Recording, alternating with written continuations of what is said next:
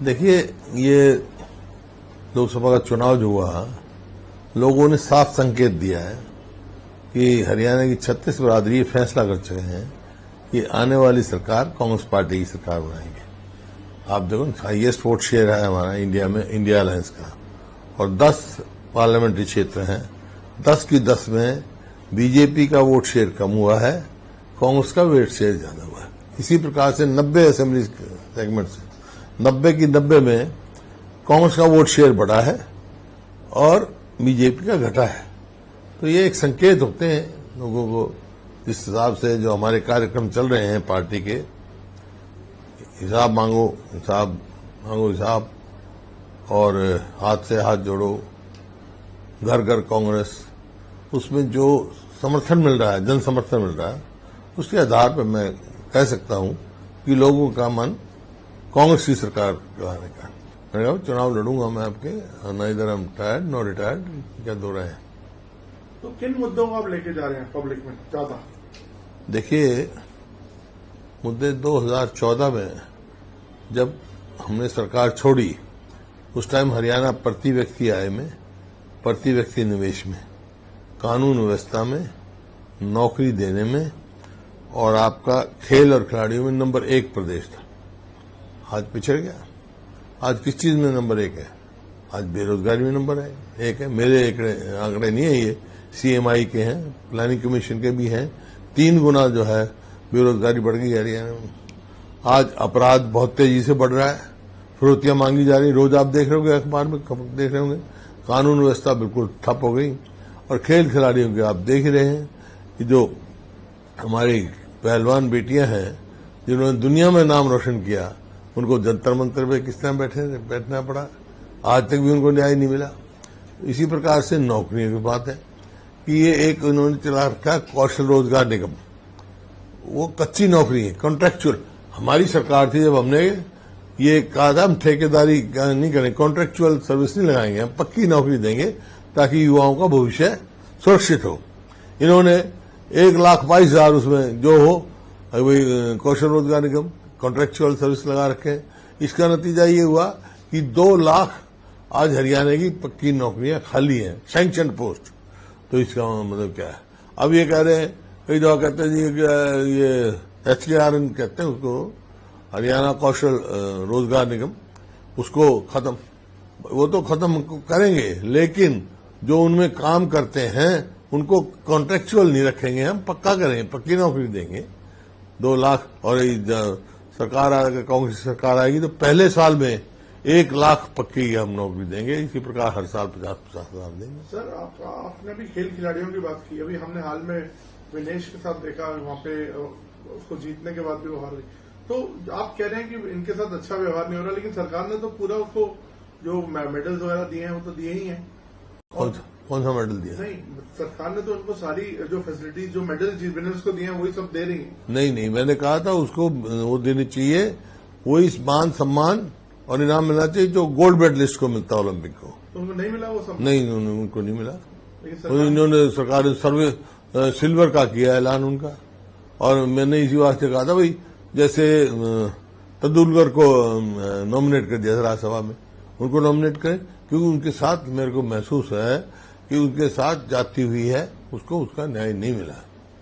तो सर, विनेश क्या कांग्रेस ज्वाइन कर सकती है? क्या आप लोग वेलकम करेंगे उसको? देखिए, वो तो हाइपोथेटिकल सवाल आपका, लेकिन खिलाड़ी तो भाई एक पार्टी का नहीं होता है, खिलाड़ी तो देश का होता है, देश का नाम कमाता है। पार्टी ज्वाइन करेगी, कोई करेगा तो आपको पता लग जाएगी, लेकिन खिलाड़ी तो देश के हैं। नहीं, आप स्वागत करेंगे अगर आप?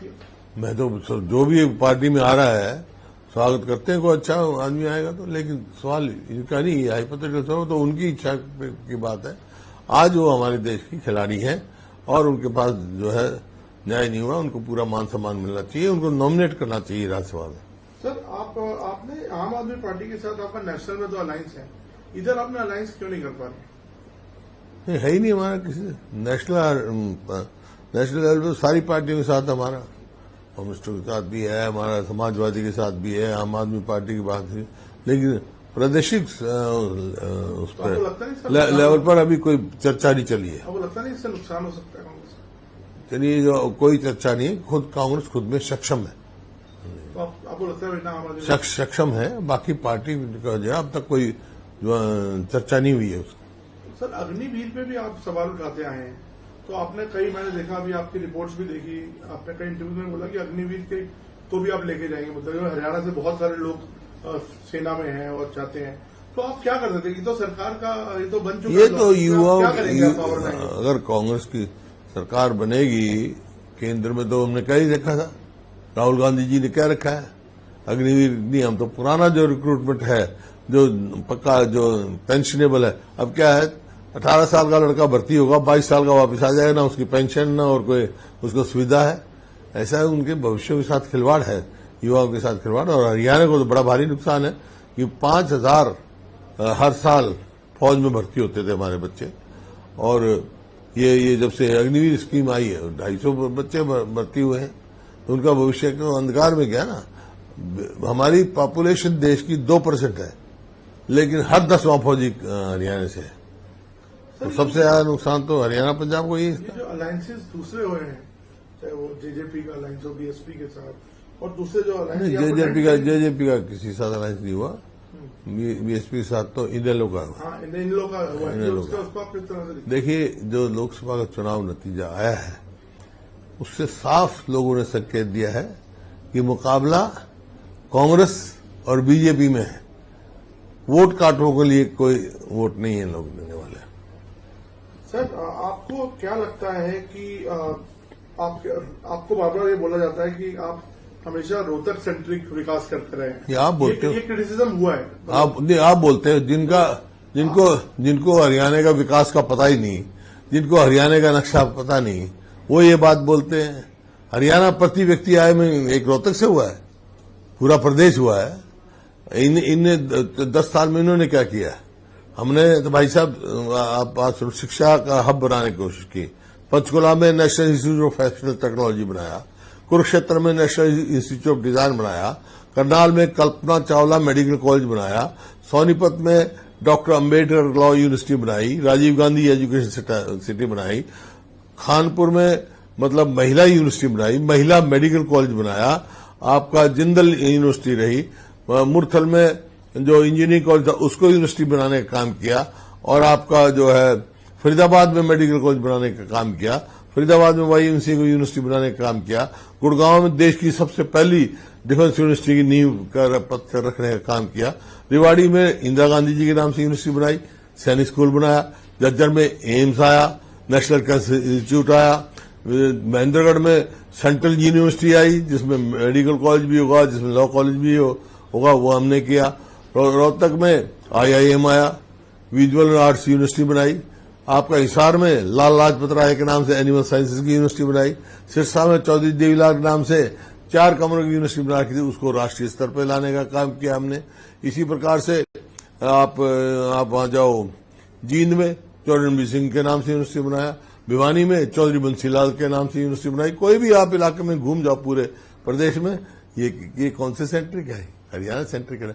हाँ, इनके 9.5-10 साल हो गए, एक इंस्टीट्यूट बता दे राष्ट्रीय स्तर का, एक लेके आए हो हम। निफ्टम से लेके चाहे एफडीडीआई हो, चाहे होटल मैनेजमेंट हो, सब राष्ट्रीय स्तर के इंस्टीट्यूट लेके आए, एक लेके आए तो बता दें। तो सर आप कन्विंस हैं कि आपका पैन हरियाणा आप अपील रहेगी, जाट और नॉन जाट सब? नहीं, जाट नॉन जाट तो तुम्हारी क्रिएशन है, छत्तीसगढ़ जी भाई, कांग्रेस का नीति है, ना जात पर ना हाथ पे मोहर लगेगी हाथ पे, नई बात नहीं कांग्रेस। तो सर कभी हमने देखा कि आपकी पार्टी से कई लोग एक्चुअली छोड़ के गए, किरण चौधरी जी अभी छोड़ के चले गए, अब वो लगता है इससे कोई अच्छा, आपने ये तो देखा है, ये देखा कि उस पार्टी से कितने हैं हमारे पिछले 30 साल में 45 ex MLA, x MP, sitting MP, वो नहीं दिखाई आपने, वो दिखाई नहीं दिया आपको, वो दिखाई नहीं दिए क्या? फिर आप एक आंख बंद करके कहते हो आप क्या क्या करेंगे? तो हुड्डा जी अब आपको क्या लगता है कि कितना वोट शेयर आपका आगे रहेगा इस बार? आपको कितनी सीटें आ रही हैं? कांग्रेस भारी बहुमत से सरकार बनाएगी। और आपको लगता है पैन हरियाणा ये अपील है इस समय? बिल्कुल, क्यों नहीं है? या कांग्रेस पार्टी पूरे देश में है, एक हरियाणा में क्या है? तो अभी राहुल गांधी जी भी वहां पे आगे कैंपेनिंग आएंगे, सारे हमारे प्लान रहेगा, सारे हमारे स्टेट नेता का क्या प्लान रहेगा? क्या आप लोग किस तरह से अब तो हमारी स्क्रूटनी कमेटी की मीटिंग शुरू होंगी, टिकटें बटेंगी और उसके बाद अपना प्रचार चल ही रहा, हमारा कार्यक्रम चल ही रहे। तो आप बीजेपी को कोई चैलेंज नहीं मानते इस समय? नहीं, मुकाबला कांग्रेस और बीजेपी में है, तो लेकिन सरकार कांग्रेस की बनेगी। नहीं, तो बीजेपी में कौन आप देखते हैं कि जो वहाँ पे स्टार कैंपेनर है, आपके कौन है टक्कर में इस समय? अब हुड्डा जी आपके अगेंस्ट खट्टर साहब हैं या सैनी साहब हैं, कौन है? नहीं, आप समझे नहीं, कांग्रेस का और बीजेपी का बना है, कांग्रेस की सरकार बनने जा रही है।